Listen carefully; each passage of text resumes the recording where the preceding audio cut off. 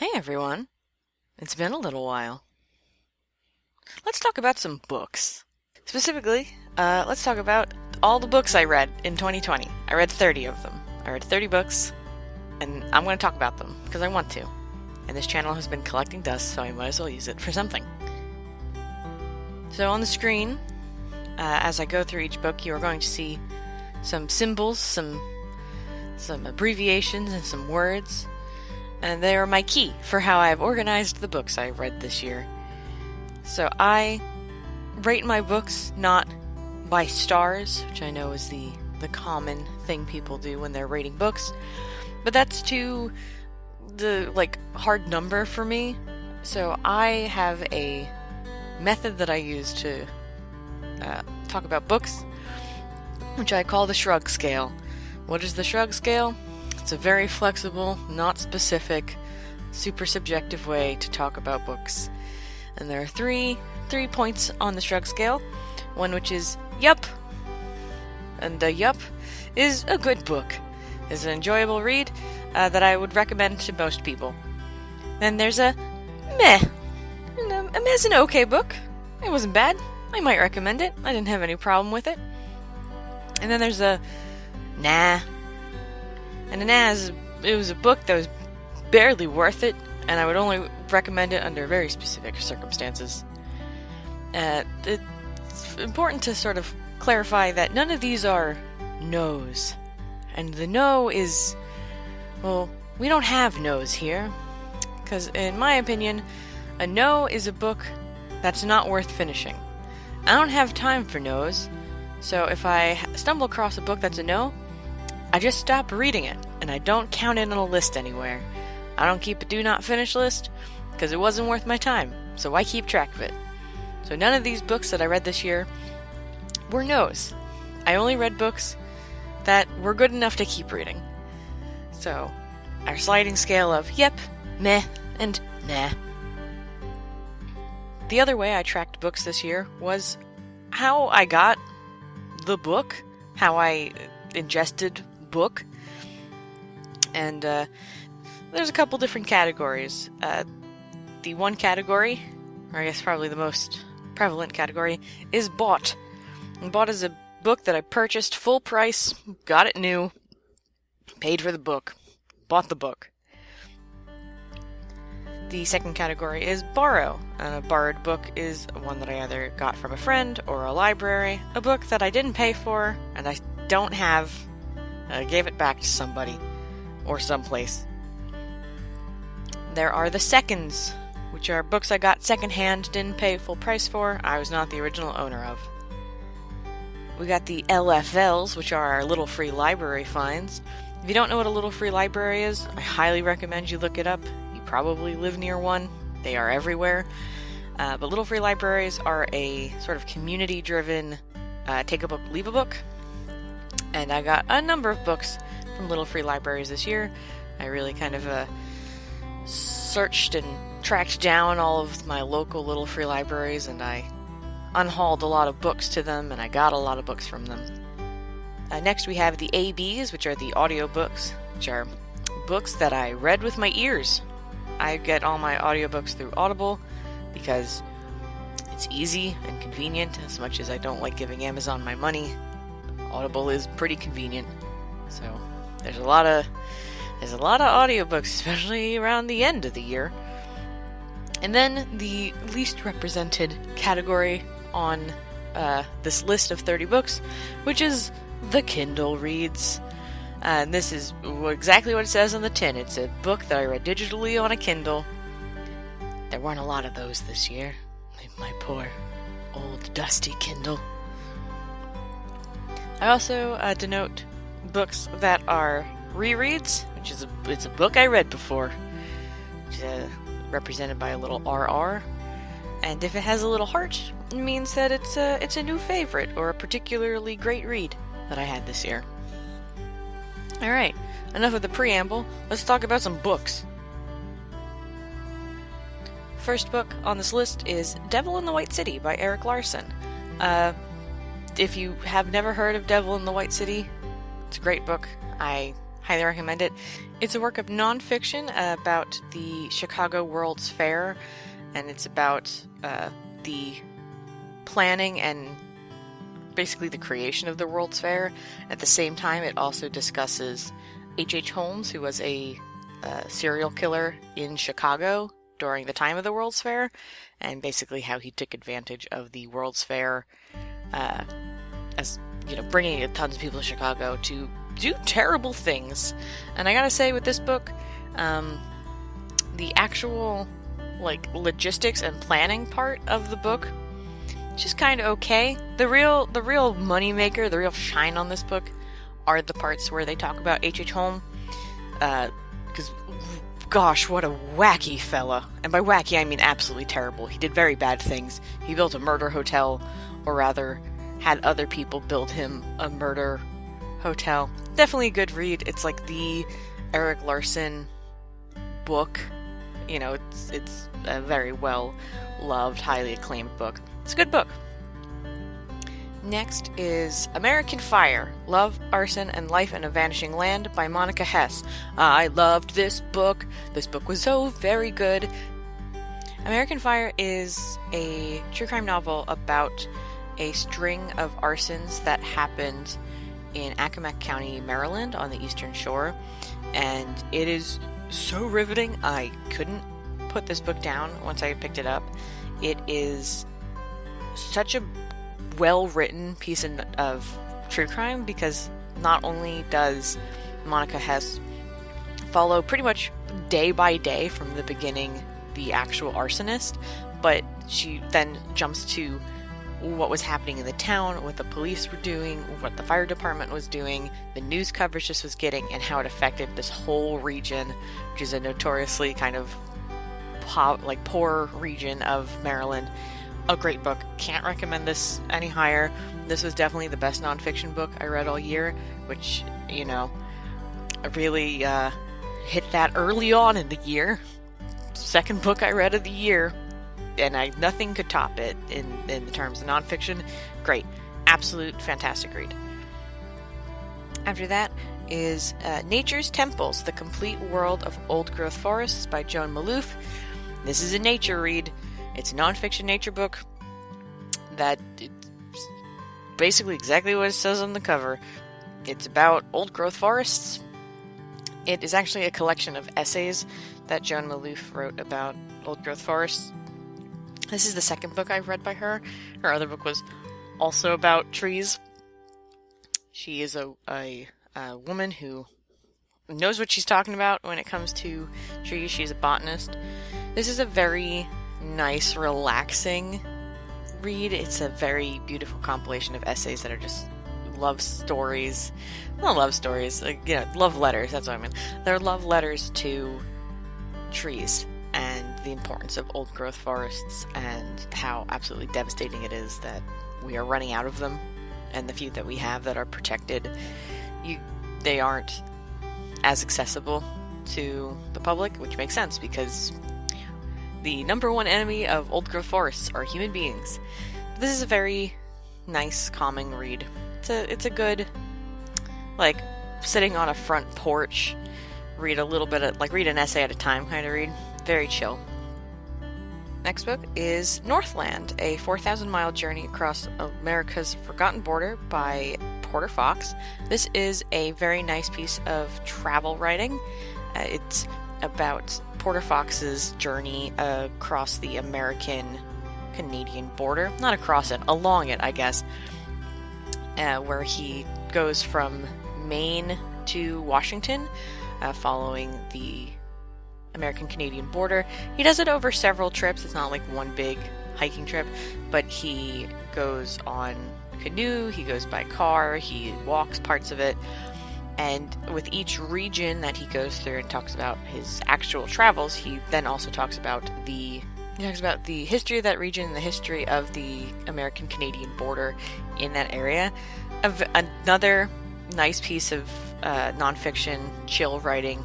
It's a short book. It's a pretty fast read. Yeah, this is pretty good. This is probably the weirdest book I read this year. It is Frostflower and Thorn by Phyllis Ann Carr. It's a Well, it's a really pulpy 80s fiction. Fantasy is what I would say. It is also fiction, but it's a fantasy novel. It's the first fantasy novel I read this whole year. An interesting dive in fantasy. I got this secondhand, obviously, by the looks of it. I had high hopes for this book because it had two female main characters, one who is a sellsword and one who is a sorceress, and I was like, that sounds like a really cool concept for an 80s fantasy novel with two female leads. And it's also written by a female author. That didn't stop it from having a little bit more sexual violence in it than I would generally like in anything that I read. I wouldn't say that you have to go searching shelves for this one to add it to your reading library, but if it's something, it was something, and I got it for like $2, so I can't be that mad. After that, I read The Quartet, Orchestrating the Second American Revolution, 1783 through 1789, by Joseph J. Ellis. This was such a good book. This was such a fun find. I got this secondhand, and it is a very fun book about the creation of the Constitution and the Bill of Rights. And I know that sounds weird, because it's a piece of nonfiction, as you'll notice a trend. I read a lot of nonfiction, but this book was really funny, like effortlessly funny. I don't think Joseph J. Ellis was trying to make a funny book, but I legitimately laughed out loud while reading this book. There are scenes where they talk about, George Washington and Alexander Hamilton trying to get the states to cooperate to do anything, and it's just like full of blackmail and bribery and pretty much four guys who desperately had to coerce all of the states into sitting at a table together to figure out what it meant to be a country. Great book. Definitely one of my new favorite revolutionary America books, and that's the time period that I love reading about. Great book. Excellent. Highly recommend. So the next three books 7, 8, and 9 on my list from this year, I'm just going to lump them all together and try and gloss over them kind of quickly, because I won't say they're embarrassing, but they are rereads from when I was a much younger person, and they are such pure YA schlock. And it is the Ghost and the Goth trilogy, the first book being the titular Ghost and the Goth, followed by Queen of the Dead, and then Body and Soul, and those are by Stacey Cade. And wow, if you need brain candy, just books that you don't really need to think too hard about, and that don't give you a lot of deep critical thinking that you need to do, these are great. The main character's name is Alona Dare, and she's a ghost. And there's a goth, and his name is William Killian. It's as on the nose as it could possibly be. These are fun. I read these in May, kind of when the quarantining was really sort of weighing heavy on me, and I just needed to read something dumb. And it did that fine. It did its job. Speaking of quarantine and all of the bad stuff that happened in this year, the 10th book I read this year was Bring Out Your Dead by J.H. Bowell, which is a book about yellow fever in Philadelphia in the 1790s, the 1793 Yellow Plague pandemic. And wowza, this is a heck of a read, especially if you are from the Philadelphia area, which I am. This is so mind-boggling to read, as it's just like, oh yeah, and then Benjamin Rush walked out of his house, walked 2 blocks, and was at that time, the nation's capital. And it was like, oh yeah, like that's all super, it was all right there. This book was really fascinating. It's broken up into 3 parts, and I gotta say, the first and third parts of the book were really excellent. They were super great reads.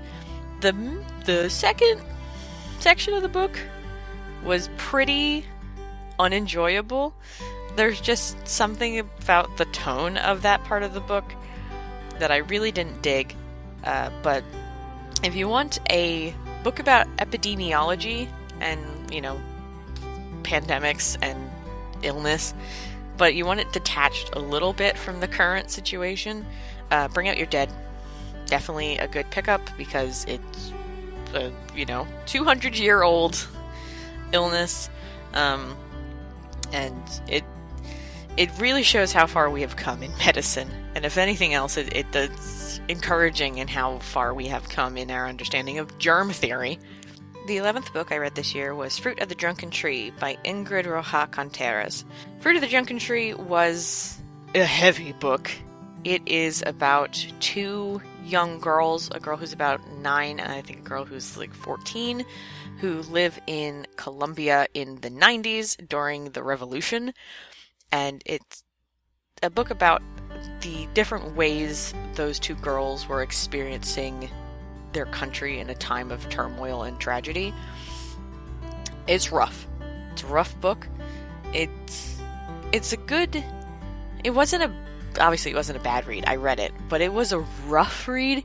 Not really a lighthearted kind of pick-me-up book. This is definitely I want to be in deep contemplation about sad things. And I'm okay with reading a book where no one gets a good ending. The 12th book I read this year was The Library Book by Susan Orlean. I loved this book. This is such a fun book.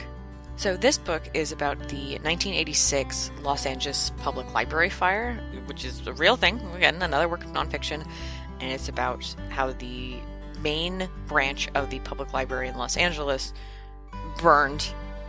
It didn't all burn down, but a huge portion of it caught on fire. An irreplaceable amount of books were lost, and it is also a bit about the investigation because it was suspected to be an arson. But along with that, the book goes a lot into how libraries work and the history of libraries in Los Angeles and sort of all the different parts of the library system and how something like a massive fire in the main branch of a library system then affected all the other parts of how libraries function and why libraries are so important, and also talk about how the city of Los Angeles reacted to their library burning down. And a great book, a really an oddly pleasant read for how sort of grim the subject matter is. Of course, if you're a person who loves books, you hate reading about books getting hurt. But this is a really beautiful piece of nonfiction. I haven't read anything else by Susan Orlean, but I would definitely not mind trying to read anything else by her because, again, a great book. The 13th book I read this year was The Stowaway, A Young Man's Extraordinary Adventure to Antarctica by Laurie Gwen Shapiro. This I listened to as an audiobook. I listened to it kind of in like one binge sitting, and I gotta be honest, I don't remember a lot of the details of this book because I kind of think I went into a fugue state while I was listening to it. I do remember it being a ton of fun. It is about a young man in New York City who wanted to go to Antarctica so bad, and by God, he did it. He sure did stow away, not once, but 3 different times onto a ship heading towards the Antarctic. And he went, and it's about sort of how this super unlikely kid from New York managed to get his ass onto a boat, got kicked off of the boat 2 times, and pretty much eventually convinced them to let him stay on the boat. And he got to travel the world, and he got to see a lot of really cool stuff, and also a lot of really terrible stuff. The 14th book I read this year was Rust, a memoir of steel and grit by Elise Colette Goldbach. I have feelings about this book. They're not great. This is the first memoir I read this year, a series of memoirs I did not like very much.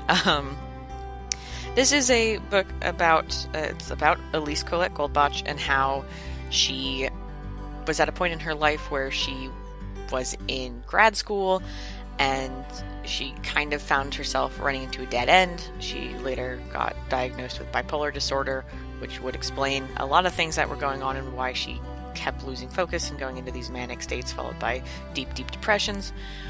And so she decided to drop out of grad school, and desperate to try and find anything to do, she ended up getting into the steel working industry.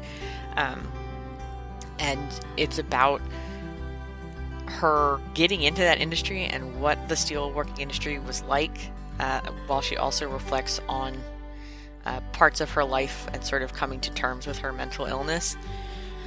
This book was, in my opinion, way too much about the other stuff going on in her life and not enough about steelworking. When I picked this book up, I was really excited to get real deep into like a real story about a woman getting into the steel industry. And I feel like the actual steelworking part of this book was like 30% of it. And it wasn't what I wanted it to be. Also, I have a real issue with books where there's seemingly apropos of nothing scenes of sexual violence.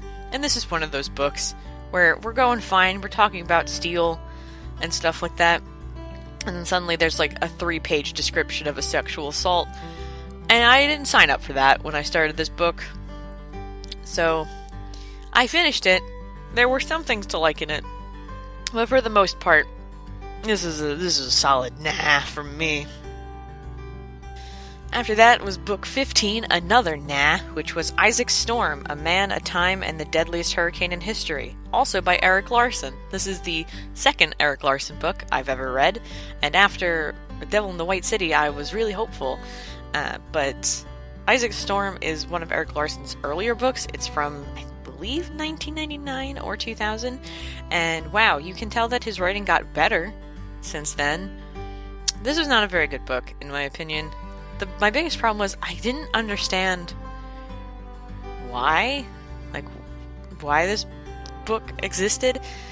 The book is about the hurricane of 1900, which basically obliterated Galveston, Texas, off the map, and it was a absolutely atrocious hurricane. It did so much damage, and the information in this book about the American weather system at the time and like how we tried to predict weather and sort of the beginning of that notion of unreliable weather forecasters, like that sort of originates from that point in time when we had no idea how weather really worked or how to predict it. But the main character, Isaac, who was just one of the U.S. Weather Service representatives in Galveston at the time, I don't really know why it's his storm. It's not like he predicted it and no one believed him. He really didn't have much to do with anything in this book. And the book is a lot about Isaac and what he was doing. And what he was doing was jack shit. Isaac also didn't know that a storm was coming. He was equally as surprised as everyone else. I didn't really jive with this book. It had some interesting history in it, but about 90% of the book I just felt like didn't need to be there. But to come back around from that was book 16, which was very delightful, which was a book called Sunny Days, The Children's Television Revolution That Changed America by David Camp. This is a book about the kind of advent of children's television in the late 60s and early 70s, particularly Sesame Street. And it talks about how a lot of hippies and teachers, particularly in New York City, were kind of horrified by the lack of preparation children had for going into school, particularly children of color in New York City, and how they wanted to take advantage of public access television to get children ready to go to school. And that's what Sesame Street was, and for the most part still is today. It is a preschool preparedness program, and it talks about the teachers who worked on the curriculum for this and who really fought for it, and the actual effect and impact that it had. It also talks about several other television shows of that era. It talks about Mr. Rogers' Neighborhood, and just talks about all of these people who just genuinely wanted to help children. I learn either academic subjects like grammar and basic spelling or basic letters, or things like Mr. Rogers' Neighborhood, which was much more focused on emotional education for young children. A really fun book, a really good piece of like American television history. This was a really fun read, and just the amount of dedication and love that people put into those television shows and how much it really helped children, the real positive impact it had for a whole generation is just crazy. It's so astounding. After that is book 17, which was God Bless You Mr Rosewater by Kurt Vonnegut. This is the first time I ever read a Kurt Vonnegut book. I found this book very, very good. I really loved God Bless You Mr Rosewater. I think part of that was because the titular character of Mr Rosewater really reminds me of one of my friends. And so every time I read it, it resonated very deeply with me. God Bless You Mr Rosewater is about a very rich man who pretty much realizes the stupidity of being selfishly rich, and much to sort of the shock and displeasure of his father and his wife and his lawyer, he decides that, he doesn't want to do the high society rich game anymore. He wants to move to a shitty small town. He wants to live above the volunteer fire department, and he's just going to basically give his money away to people who ask him for help. He's going to live like a bit of a social pariah and just be extremely philanthropic and charitable, and everyone in his life who's from high society just thinks he has gone insane, and his father's trying to get him pretty much legally deemed insane so that he can take his money away from him.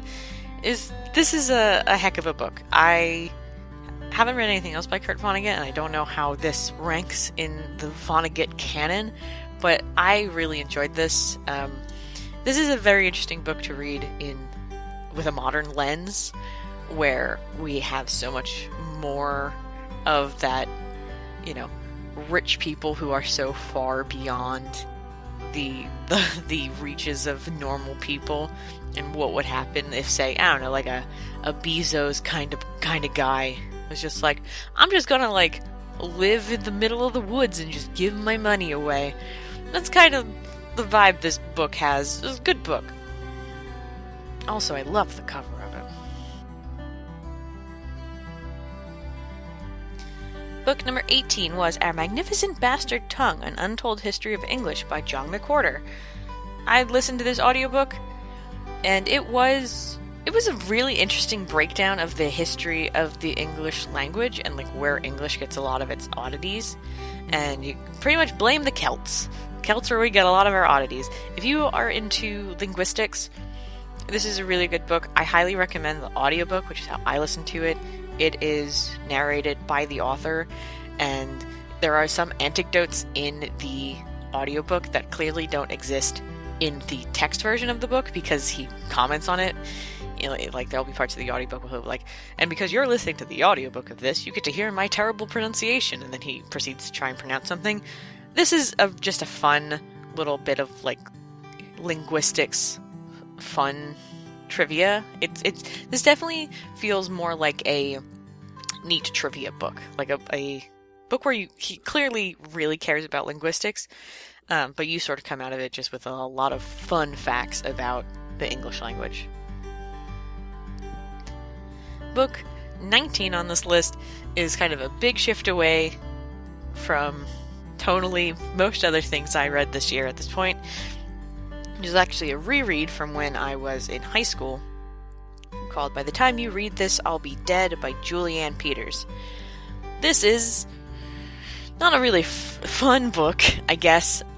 It's a quick read. It's not a really long book. I read this in 1 2-hour sitting while I was, I woke up way too early one day for work, and so I just sat on my couch and I burned through this in one mad sitting. And, By the Time You Read This, I'll Be Dead it starts off with a girl who basically just attempted to commit suicide going back to school in a neck brace and sort of dealing with her day-to-day life. It's rough. She has she has low self-esteem, she has suicidal thoughts, and she ends up finding a forum-based website. This book is also pretty dated. It's definitely from the late 2000s, early 2010s. And she finds a pro-suicide forum and gets real into that, and is basically planning the next time she's going to try and kill herself. And she's talking about it with people online. Meanwhile, she meets this kid who lives next door to her school, which is this really oddball kind of guy named Santana, who wants to talk to her and engage with her in conversation. She wants absolutely nothing to do with him, because she really doesn't want anything to do with anybody. And it's an interesting attempt to sort of break down what it's like to be in the mind of someone who has so thoroughly given up, and someone like that encountering both a person of overwhelming optimism and also a tool that is trying to a tool basically allowing them to indulge in their harmful ideation. So this is a rough book, and if you don't like books with ambiguous endings, especially ambiguous endings when it comes to things like self-harm, this might not be a great book for you. The ending is unclear, almost frustratingly unclear. Book number 20 I read this year, another memoir I found very disappointing, which was Rough Magic, Riding the World's Loneliest Horse Race by Lara Pryor Palmer. This is another one of those books where I was really excited to read about, the material part of the book, which in this case would have been the horse racing. Instead, I just read the memoir of an incredibly pretentious young woman who seemed really pretentious when she was 19 and did the race, and seemed equally pretentious in her 20s when she wrote this book. I could not get past the voice of the narrator, where I just wanted to shake this girl constantly. I was just like, you are so pretentious sounding. I can't take you seriously. I just can't take you seriously reading this. Yeah, I know this book is so well loved, and lots of people love this book. I feel like if I were in a room with this author, I would have to leave. If she speaks anything like she writes, I would just be very annoyed. I'd have to leave the room. The 21st book I read this year was another book that I know got a lot of love, which was Ninth House by Leigh Bardugo. This is the only Leigh Bardugo book I've ever read. Honestly, don't have much interest in reading any of Leigh Bardugo's other books. I know that's heretical, especially in the YouTube book community. People love Leigh Bardugo. Great. I'm glad you do. Ninth House was actually a super great read. I loved it until the last 20 pages. The last 20 pages, I feel completely undermine and ruin this book. If I were rating it on stars, I would have said that up until the last 20 pages, easily 5 stars. With the last 20 pages, probably 3. Ninth House is a book about a young woman named Alex Stern who can see ghosts and has always been able to see ghosts. She's had a really rough life, and including lots of sort of drug abuse and trouble with the law. And after sort of a traumatic incident she has in Los Angeles, she ends up getting picked up by Yale University to come and be a student there, because Yale University, historically, in real life, has a lot of secret societies, and in the fiction of Ninth House, those secret societies are much more paranormal in their going-ons, and someone like Alex Stern is perfect for them. She's the perfect kind of person they want in their societies. And I can't really go into detail about why the last 20 pages of this book undermine it so much without completely spoiling it. But I wish I could go back in time and just not read like the last 20 pages. It would make it so much better. I do gotta say, the world building, like in the beginning part of, like the majority of this book, the world building is great. I like how they set up Yale. I like the tone this book has. This is another one of those books, though, that has a really gratuitous sexual violence scene that I wasn't really big on. I don't like really looking up trigger warnings for books before I read them, mostly because I read mostly nonfiction, so it's not as much of a problem. Wish I had known before I went into this one so I could be prepared for that scene that is terrible in many ways. If you've read the book, you know what scene I'm talking about. There's just a particularly very bad scene in this book. Alright, book 22 I feel like needs a little bit of context. It was incredibly self-indulgent, and I don't apologize for it at all. But somewhere in September, I don't know why, but I rewatched all of the Twilight movies. Don't know why. I don't really like those movies. I hadn't watched any of them since they came out in theaters, and I'd only ever seen the first two in theaters. I did read the books when I was a high school student, as many people did. I was one of those people who read the books before the hype train really got started, and was kind of sick of it by the end. But for some reason, I really got back into Twilight in September. Not back into it. I rewatched them, and I was like, these are fun. They're dumb and fun, and that's fine. Are they somewhat problematic? Yes. But are they also fun? Yes. So, what I read, my 22nd book, was Life and Death, Twilight Reimagined, by Stephanie Meyer, which is the gender bend version of Twilight, where instead of Bella Swan and Edward Cullen, it's Beau Swan and Edith Cullen. And this, I pretty can confidently say, I think is much better than Twilight, and I think a lot of it has to do with the narrator. I listened to the audiobook, which was narrated by Michael Crouch. Michael Crouch has for many, many years been my favorite audiobook narrator. I remember when this audiobook came out in 2015, I was super conflicted because I was like, oh, Michael Crouch has a new book that he did an audiobook for. Oh, it's the Twilight book. And I was so torn because I didn't want to listen to the Twilight gender bend, but I wanted to support Michael Crouch.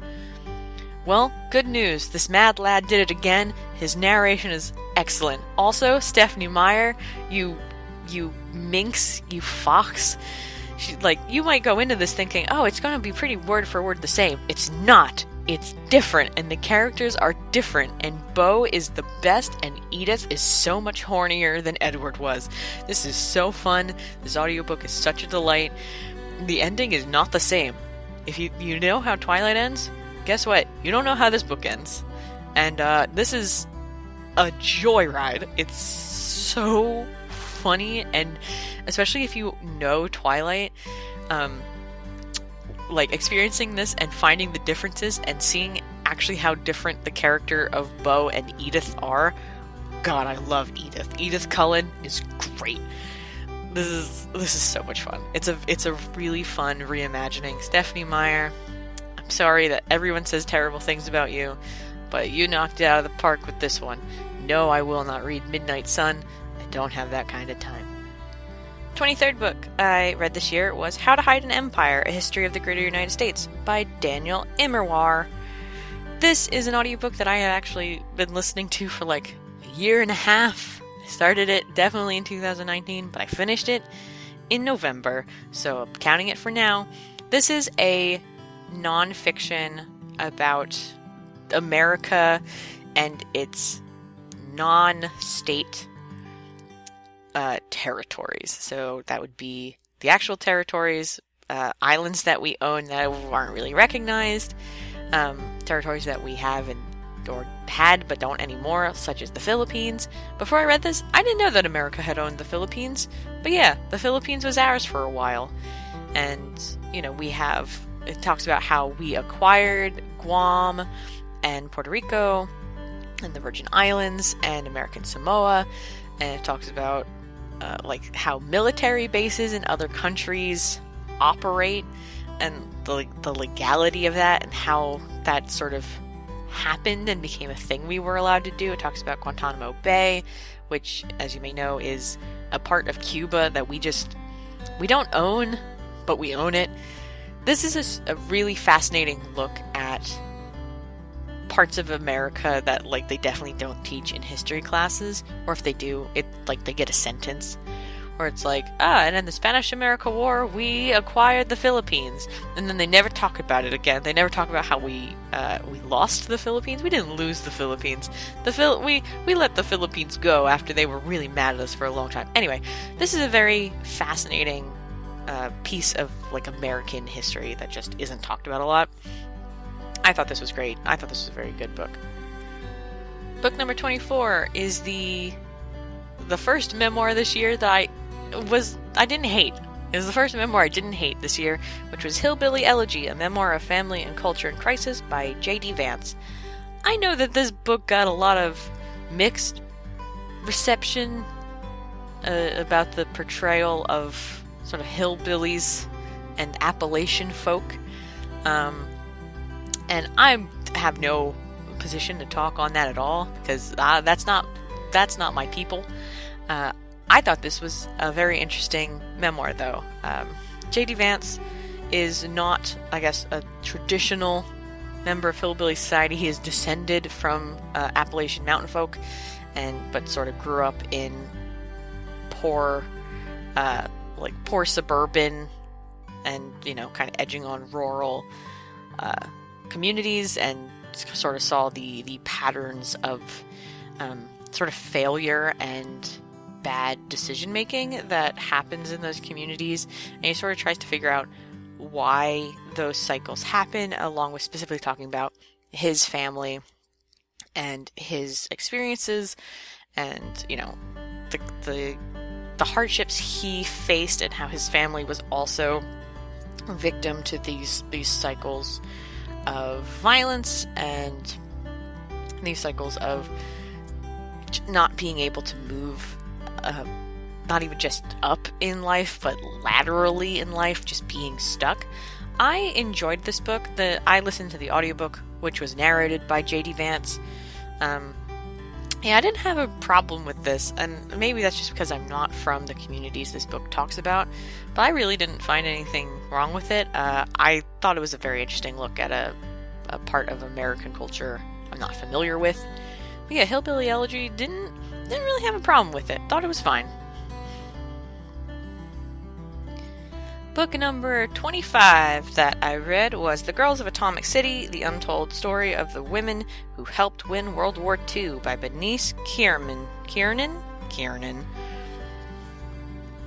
This is a book about the Manhattan Project, basically. It's specifically about how women fit into the creation of the Manhattan Project and their place in the community of Oak Ridge. Oak Ridge was the town in Tennessee that existed but didn't exist, where it didn't appear on any maps. No one really knew about it unless you were living there and helping to build the atomic bomb. Also, nobody who lived in that town knew that's what they were doing. And it's about the women who lived there and worked there, and sort of how women ended up there at that time, because this is the 40s, and so independent women being able to kind of move away from home and go work factory jobs and office jobs was new. This is a sort of a new thing happening.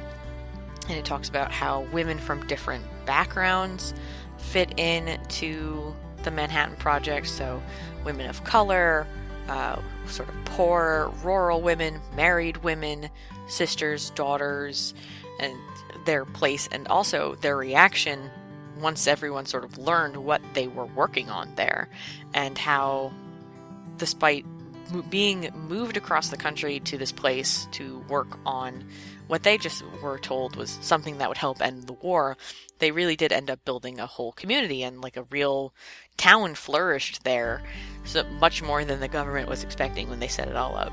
I thought this was a super neat piece of World War II history. I don't read a lot of World War II centric stuff, but this was such a close-up view of just kind of normal people who didn't realize they were doing sort of world-changing things. Because these people all had jobs of like, you turn this knob every time this meter turns red. And that's all you do for 8 hours. And they had no idea what they were working on. It also has really interesting information about the Manhattan Project and like how they did that and how they figured out what they were even making. Because the atomic bomb didn't exist. They weren't making it up as they went, but they didn't have a lot of information they could pull from. The next book I read was number 26, The Secret Life of Groceries, The Dark Miracle of the American Supermarket by Benjamin Lohr. Oh, The Secret Life of Groceries. I liked a lot of parts of this book. Particularly, there's a whole chapter about trucking and like freight shipment when it comes to American groceries. Thought that was great. Thought it was super interesting. A lot of parts of this book, this is a very pretentious feeling book, which I guess I should have expected. The Secret Life of Groceries is about pretty much the parts of the American food industry that we don't see. It's about how, product gets into supermarkets. It's how supermarkets function. It's how supermarkets try to sell food to you. It's about the bureaucracy of how supermarkets work. It's about the struggles people have getting things into supermarkets. It's about the people who transport the freight.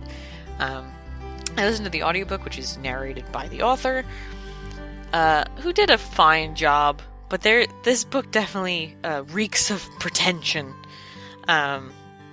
Some really interesting stuff in there if you can wade through the pretentious muck. That's about all I have to say on that one. Didn't have a huge lasting impact on me. Book 27 is a good old piece of YA schlock, which is Everything Everything by Nicola Yoon. I listened to this audiobook in one day. Again, I did that thing where I entered a fugue state. Everything Everything. Good concept, a lot of fun parts. The audiobook I found interesting because for parts of the audiobook they had a second narrator to sort of make text conversations more lively, I guess. But God, the end of this book is it's a big so we'll say. Everything Everything is about a young girl who pretty much spends her whole life inside her house because she has a severe immunodeficiency condition where basically if she goes outside, she's prone to suffering a terrible allergic reaction to just about anything. She lives with her mother, who is a doctor and her primary care physician, and she has basically a live-in nurse, and her life is going just fine, and then lo and behold, a cute broody boy who does parkour moves in next door, and sort of everything goes off the rails from there, much in the way of young adult schlock. And I say schlock affectionately. I think that should be stated, is that I don't think people who enjoy young adult novels like this should feel bad for it. I just like to call it schlock because to me it's just sort of like it's fluffy, it's heart goo, I guess is what I call it, and there's nothing wrong with that. We all need some schlock now and then. 28th book I read this year was Pride and Prejudice by Jane Austen. This was a reread. I'm not one of those like huge Austen people who I'm like, I read every Jane Austen book annually. No, I read Jane Austen in high school. I read Pride and Prejudice in high school, and I have since seen several adaptations of it in other mediums, and I like Pride and Prejudice, so I listened to the audiobook of Pride and Prejudice, even though I own not one but 2 copies of the book. And Pride and Prejudice is great. It's a delightful classic. It's a book about a lot of people going to each other's houses, and that's that's the book. That's the worst way I could describe the book. Our people go to other people's houses, and at one point a woman goes to a guy's house and is surprised that he is there. That's it. That's Pride and Prejudice. Pride and Prejudice is great. I highly recommend it. It's one of like the quintessential classics. The 29th book I read this year, going right back down to the sad epidemic area. We went back. We got out of it for a couple months and we came on back. It was Pale Rider, The Spanish Flu of 1918 and How It Changed the World by Laura Spinney. The timeliness of this book is frighteningly uncanny. This is a book about the Spanish flu of 1918, and it's a really good deep dive of how it not only affected, America or Europe, it's how it affected, like, all far-reaching parts of the world, like how it affected China, and how it affected parts of Africa, and how it affected South America, and how the war played into it a lot, and how, like, we just didn't know what to do about it. It talks a lot about influenza. This book came out, I think, 2 years ago. I think this book came out in either 2017 or 2018, and I swear Laura Spinney, she had to have known, like, because she makes some comments in this book that are just so on the nose. It's pretty much like, we're due for another pandemic soon, and boy, like, if this and this is still in place with how we deal with stuff in the world, it's gonna be a bad one. And what do you know? We checked all her boxes. I think this is the most... I think if there were any time to read this book, it is now, like, in the current state of things. It's a doozy. I listened to the audiobook, though I also own it in paperback. It's good. It's good. Yes, read this book. It'll be valuable to you.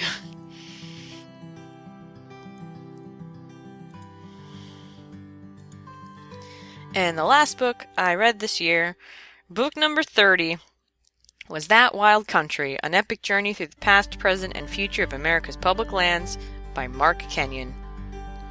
And this is a travelogue, kind of. So this is a book about the history of the American public lands, which is a topic I love. I'm a big national park and public land advocate, and this is a book sort of about how we ended up with public lands and the state of them currently, the history of the addition of national parks and national forests, why they're so important, why there was a huge move to preserve them in the first place, and then kind of where America is now in our politics of protecting, or in some cases not protecting them. But Mark Kenyon does this book kind of in two parts, where it's part travelogue, where he goes to different national parks and sort of talks about, his travels and experiences there, such as, going hunting or canoeing, camping, and, his interactions with these lands, kind of demonstrating different ways that, Americans can use the different American public lands. But it, again, like the Secret Life of Groceries, there is a weird pretension in this book.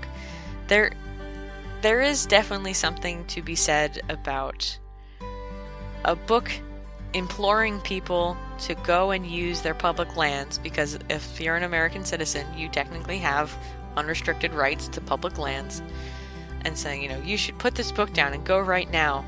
But that coming from somebody who had enough financial security that he could leave his job at Google and go on like 5 week at a time road trips to different national parks. Most people don't have that privilege. They don't have that security or that ability. And, as someone, I love the national parks. If I could be out in parklands like all the time, I would be, but like that's just not a reality for most people. Most people have to be working. They don't have the days off to do it, if they have days off at all. And so all of the non-history parts of this book did